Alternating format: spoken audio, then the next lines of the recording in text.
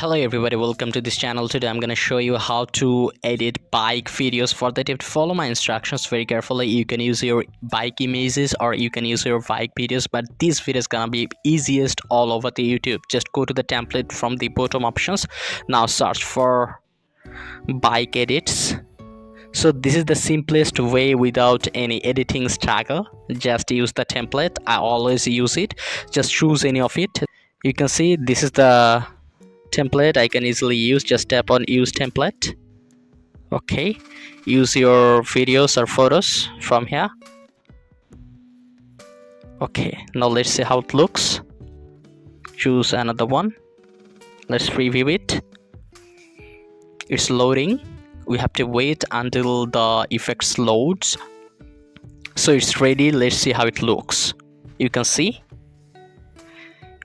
it's looking so much amazing. So this is how easily you can do bike edit tutorials without any efforts, and you can just tap on the export. And if this tutorial helped you, like this video and don't forget to subscribe to my channel. See you in the next one.